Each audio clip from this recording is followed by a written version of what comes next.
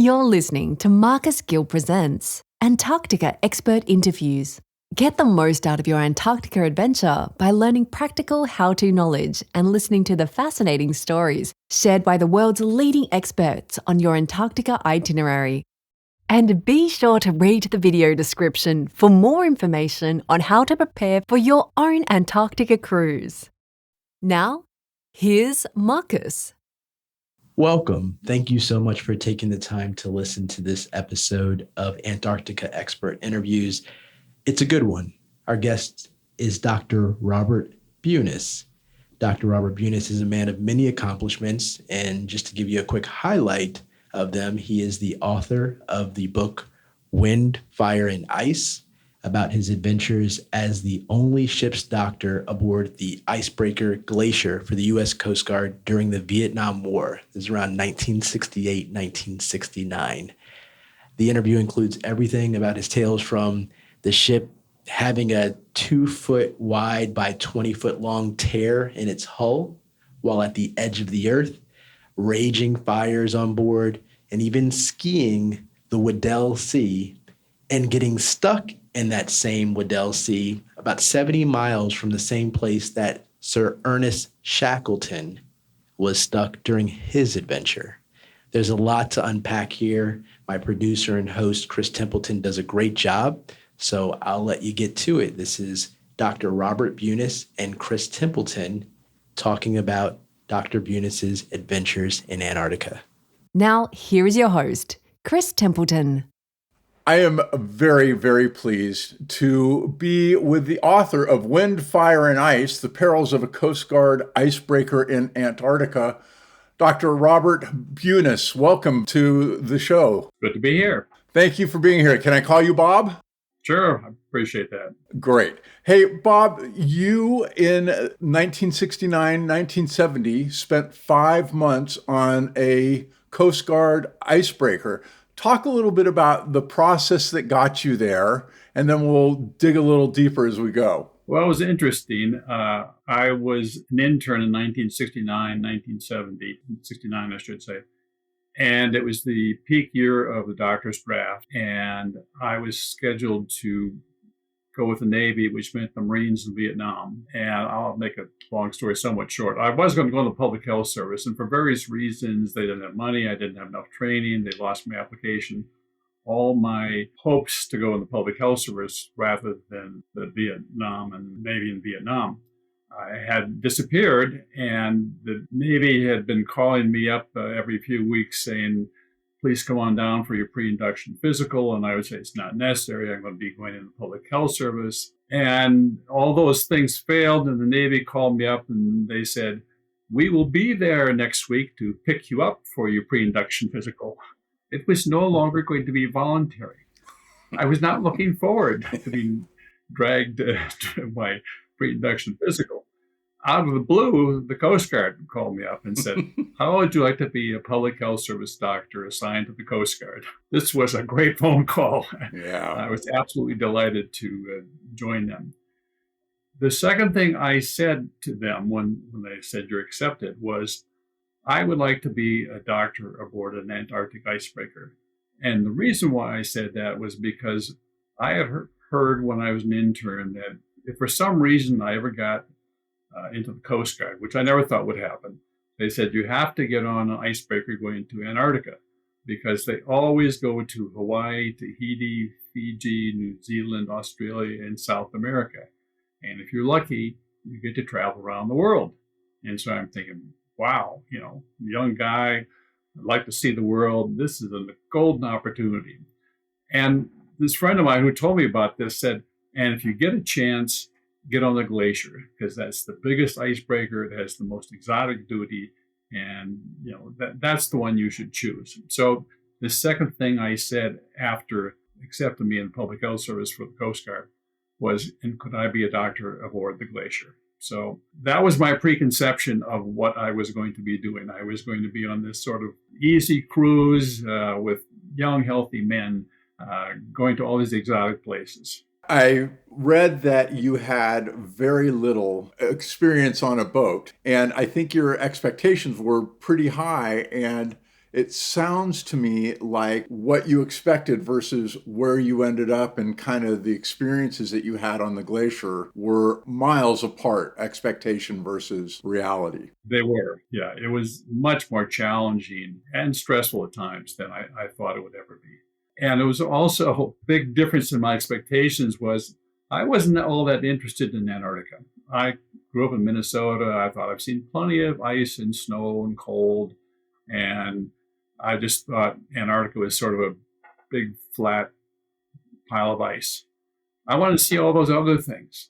So a striking thing that really changed the trip was Antarctica is a fantastic place. It is so beautiful, so full of life, so enormous, so awesome that I really appreciate that. Which was good because although I had planned to see all those ports, we traveled 25,000 nautical miles and we hit one port, Punta Arenas, Chile, in the Straits of Magellan. We hit it 3 times, but one night in Punta Arenas was fine. After that, you'd seen everything. So that was a big disappointment. But on the other hand, what I experienced was a great adventure, and I loved Antarctica, and I'm really glad that I was able to have that opportunity. About 5 years after I had that experience, they no longer took doctors on icebreakers. So it was a window of opportunity that I had that incredible. So you don't have any boating experience, you no real interest in Antarctica, and yet here you are today, the author of the book Wind, Fire, and Ice, and largely about these experiences. What was it that shifted for you where this became something that was critically important to you in your life? It was incredible growth experience. Early on, I was really overwhelmed, particularly in the first part because I got to the ship. It was in dry dock. I went down to sick bay, and there was my corpsman standing in a pile of laundry about 4 feet high, wrapping a towel around a leaking pipe that was gushing all over the place. And looks at me and he says, "You must be the doctor. I'm sorry, I can't shake your hand." Yeah. And the sick bay was all torn apart. The toilet didn't work, and we had 6 weeks to go, and I was going to be responsible for 200 plus men in the middle of nowhere. And I had to outfit this sick bay. And what did I know as a hospital supplier? I'd never done that before. So that was a real stress because I had that responsibility and not the know-how. So I had to, in 6 weeks, somehow come up with all the supplies. So the Coast Guard had a process for getting a lot of supplies, but I was told by my chief that they weren't always efficient. So what I had to do in my desperation is I went around to decommissioned aircraft carriers that were in Long Beach. And so I took my shopping carts and went around to these aircraft carriers, which are like huge floating hospitals. And I said, "What can you spare me?" And so shopping cart by shopping cart, I was able to get essentially all the supplies that we needed. And a big relief for me was when we finally left port, and it's like I had done everything I could. All of a sudden, it's like, okay, I'll just do the best I can with what I've got. And it was a huge relief. But the first 6 weeks there was really stressful. And a huge weight considering you were outfitting the ship to make sure that your 200 sailors stayed well. Right. Because when you're deep down there, you can't get supplies. I mean, some places, if you're close to the tip of the Antarctic Peninsula, maybe you can, but we were deep in the Weddell Sea much of the time, so we were out of touch with the world. So what did shift in you over those 5 months that really made the Antarctic such a big part of your life moving forward? Well, I had so many adventures. And I'm an adventurer type guy. So it was the great adventure story of my life. I'm not particularly a writer, but I like telling stories. And I just had so many stories to tell. I just had to write a book about it. I'm going to read from the preface a paragraph that I thought was really telling. It says, "There are numerous perils a ship faces in Antarctica and surrounding seas. Hitting an iceberg, becoming trapped in crushing ice pack, battling mountainous waves, We did not just face one of these perils, we faced them all. Other shipboard dangers can occur anywhere, such as a fire aboard a ship. Most fires on a ship are extinguished in a few minutes.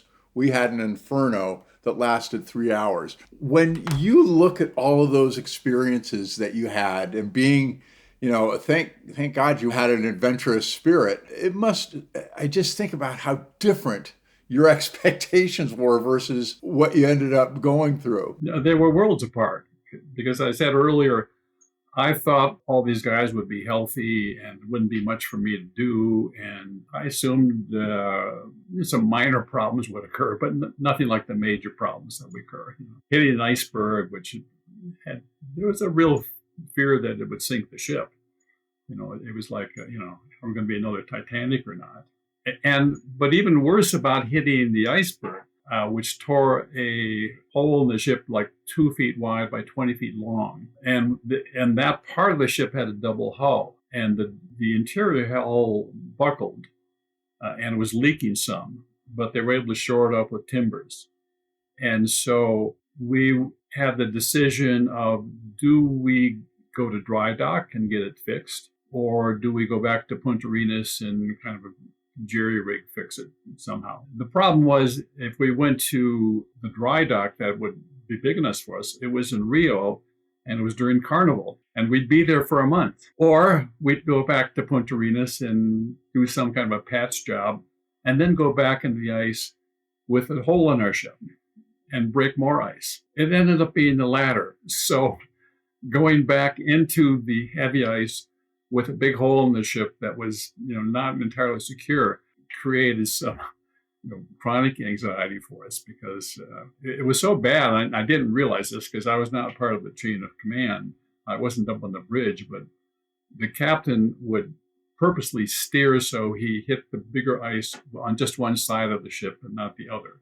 So that made it harder for him to maneuver. And I didn't know this was all going on. I didn't know it was that bad, but it was that bad. So when you actually arrive at Antarctica, what's that experience like?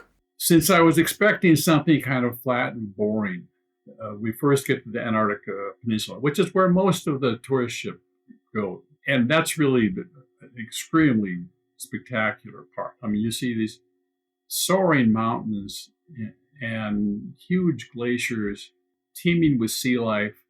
And it's just a majestic beauty, crystal clear air. And you see things like that are unimaginable. You see icebergs. I've seen some icebergs in Alaska and in north of Svalbard and far part of Norway. And they are kind of car-sized chunks of ice. The icebergs you see in Antarctica are like the size of a city. There could be a wall 100 feet tall and 20 miles long, 20 miles wide. A lot of them have kind of a flat top, the really huge ones. Or you see the smaller ones and you see every shape imaginable, because over time they melt, they turn over, the underside looks different from the top side, and that erodes differently. It's just spectacular scenery. And really the only way to see it is from a ship. People who fly down there and go from there, I miss out on the experience. For people who are planning on going, they really should go by ship, because then you can get up close to these things. And what is it about being on a ship? Is it that you're just so much closer to all Mother Nature? Right. That's a huge part of it. And the Mother Nature part of it is also overwhelming. I mean, I've seen penguins here and there in different places in the world. In Antarctica, you see them by the thousands, and they are delightful creatures to watch. For example, seeing them walk on their bellies. They sort of pinwheel with their feet and they slide along their bellies. And they're sliding on their bellies, and their Charlie Chaplin-like walk is fun to watch. And to see them in the water, I mean, they're like torpedoes. They dive in and they move really fast. I don't know how they do it. They don't look like they're that seaworthy, but they just tear through the water. And so one of the things they have to do to get out of the water is they have to jump onto ice shelves that might be 5-6 feet high. And so they don't always make it. So you see them trying to get on these ice packs, and the struggles they have, or the you'll see them on the edge of the ice floes, and they're thinking, do I want to go in or do I not want to go in? So you can see their ambivalence about wanting to jump in the water, partly because there's creatures like sea leopards that are there to eat them, so they have to be very careful. But yeah, so they're delightful creatures to watch. And something that I didn't really get to experience much when I was there was this was before they had the restriction on whaling, which started in, I think, the 1980s. So I'm there 1969, 1970.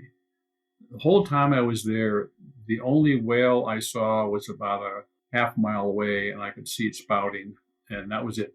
If you go down there now, it's a whole different story. It's delightful to watch whales feeding, and oftentimes they're curious. They'll come close to the ship, and you get to see a real close encounter. And if you're on a tourist ship, which I wasn't, you can be out in zodiacs and very close to the sea life, even closer than I was.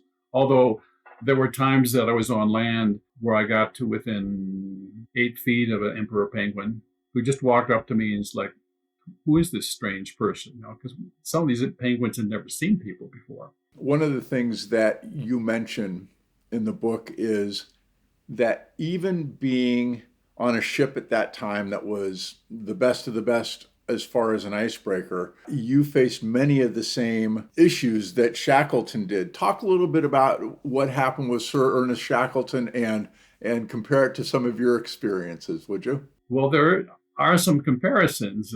Even though he had a wooden ship, a very stout wooden ship, I might add, and we had a big steel reinforced ship, we did have similar experiences. For those who don't know Shackleton's story, and I would say about easily a third of people in the U.S. have never heard of Shackleton. He was a Irish-British explorer that went to Antarctica with a crew of 28 in a wooden ship, a sailing ship with some motor propulsion, but not much. His ship got trapped in the ice deep in the Weddell Sea, and it was then pulled by the current. There's a thing called the gyre, a rotating circuit that goes from deep in the Weddell Sea out towards the northern part of the Weddell Sea. So he was caught in that and traveled for, I think it was 5 months before the ship got crushed in the ice, leaving them no choice but to live on the ice. And they lived on the ice for months until it melted beneath them. And then they had lifeboats that they had to sail and row hundreds of miles in the open ocean, and with storms and the danger of being hit by ice chunks and all that and sinking their wooden boats. They made it to Elephant Island, which they finally made land, which didn't do them any good because nobody in the world knew they were there. They didn't have a radio. And so they outfitted one of the lifeboats into a sailboat, and they traveled 800 miles in that sailboat with minimal navigation abilities through the roughest seas in the world. At one point, Shackleton was looking up and saying, oh, there's some bright sky coming, finally some bright sky. It wasn't bright sky. It was the curling of a massive wave that hit them, and they went fast over a tea kettle, and they survived that. And they finally get to South Georgia Island, which was their goal. And their goal was to get to the whaling station on the other side. The problem was they landed on the wrong side of the island. The sailboat that they had no longer really worked. So they had no choice but to climb this 10,000-foot mountain chain, which had never been climbed by anybody, not really knowing exactly where to go or how to do it. They had essentially no climbing equipment, and they had to travel light. So they had to do it with the food they could carry, and they had to do it essentially nonstop because they didn't have tents. They had to do it all in one try, or else they would die.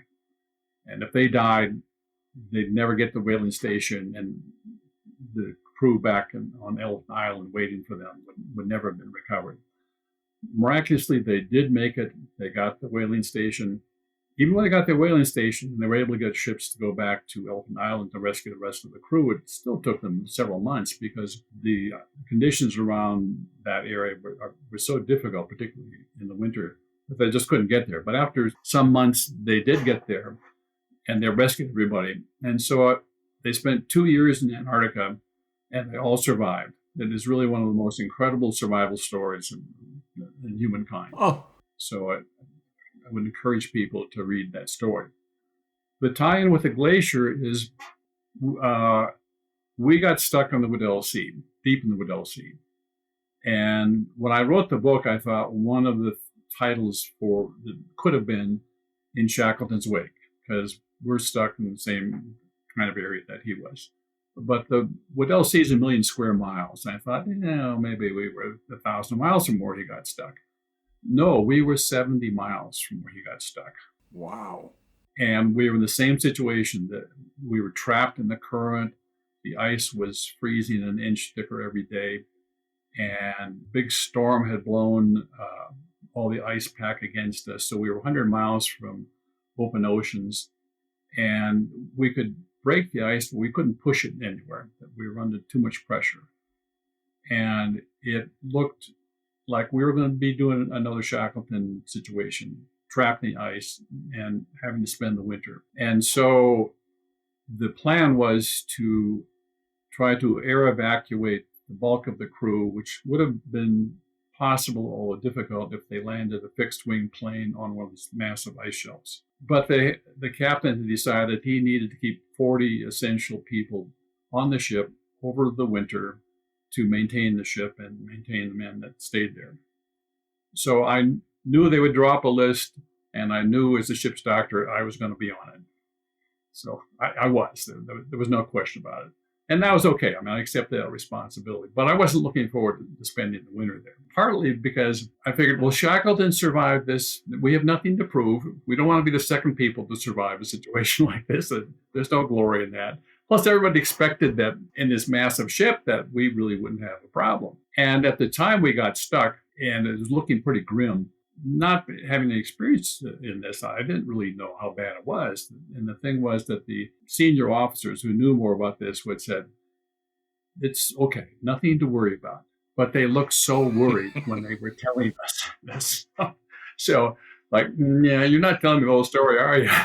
So that was, the reality is, no matter how big the ship, the forces involved in Antarctica are so overwhelming. I mean, Mother Nature down there is, Mother Nature on steroids. If you get caught between two massive icebergs, you're going to be squashed like a bug. Fortunately, I didn't really know much about that, so I wasn't as worried as I should have been. When I did research for the book and found out how serious the trouble was, it was like, I felt very fortunate that we did eventually escape. Boy, what a thrill.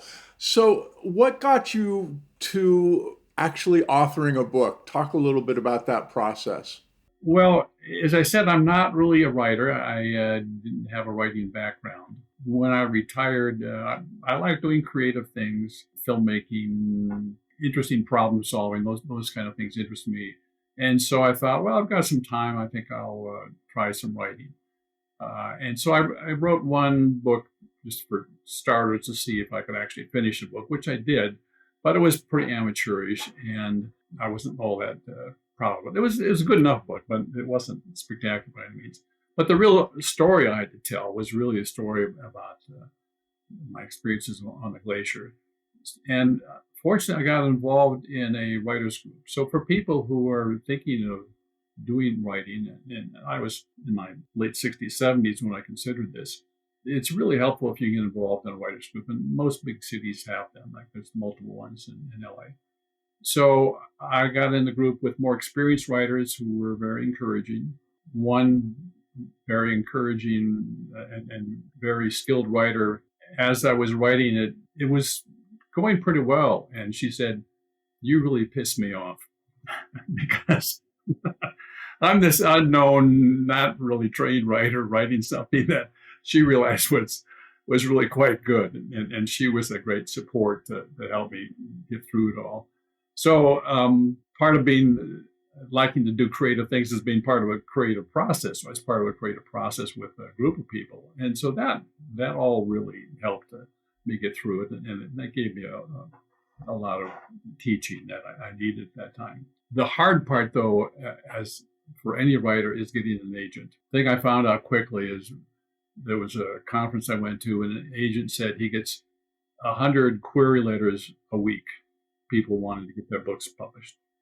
And he said his process was to find the quickest way to say no. And so I start sending out query letters to agents, and they all want something different.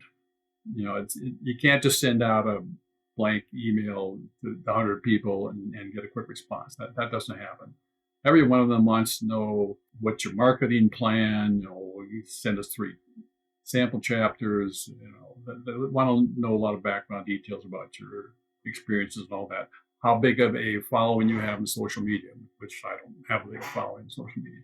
So it wasn't looking good. I went through about 30 different agents, and I was about ready to give up. And then I sent a copy of my query letter to an agent in England who I had learned was the #1 agent for nonfiction books in all of England.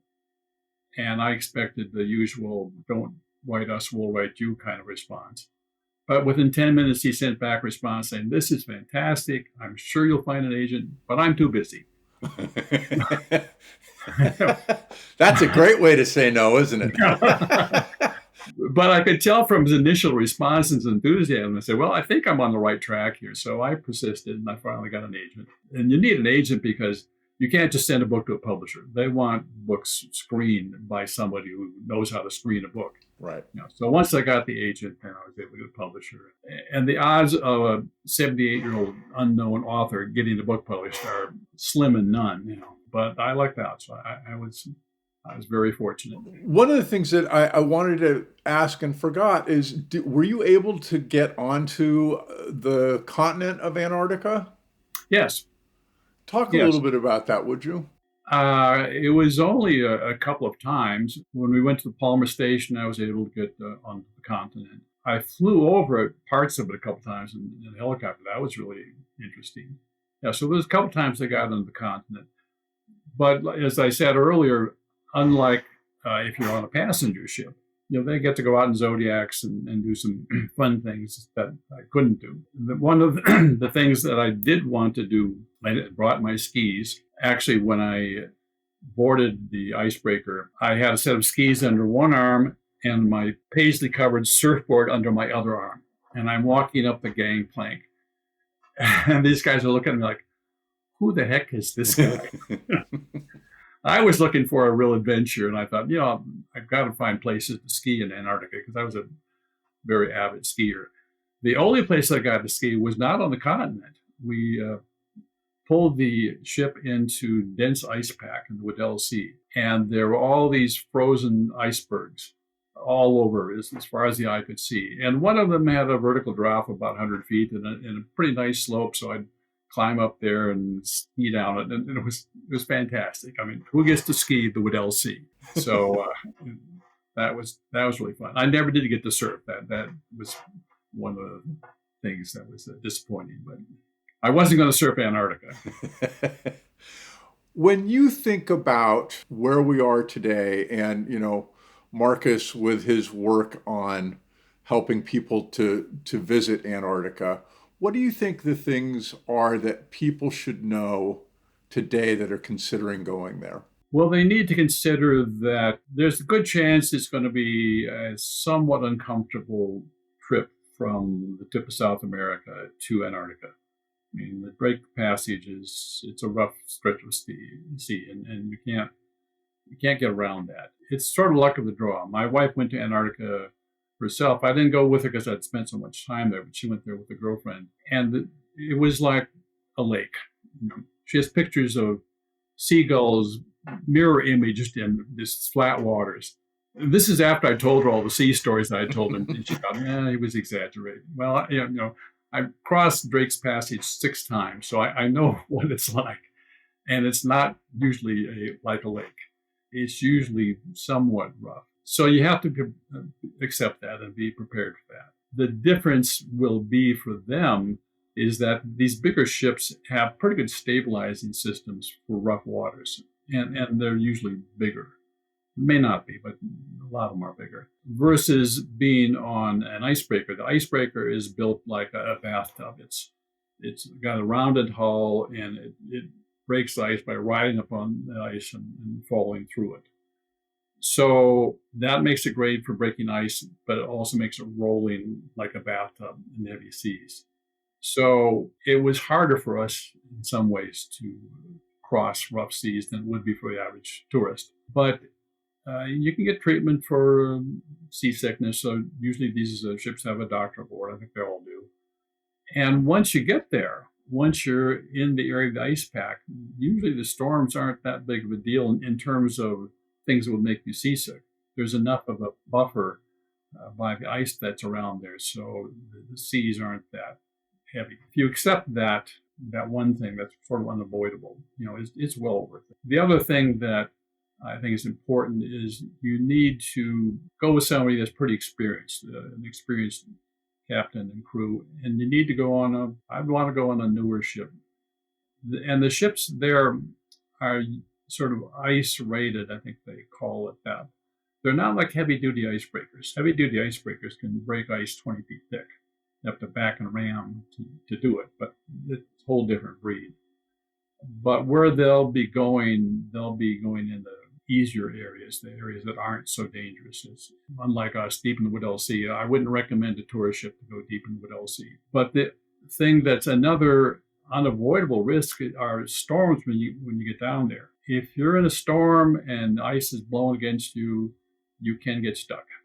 The odds are not high, but it did happen in 2013. Australian group of scientists and tourists got stuck aboard a Russian ship called the Academic Shokalsky. And they were stuck for, 10 days, 2 weeks, something like that.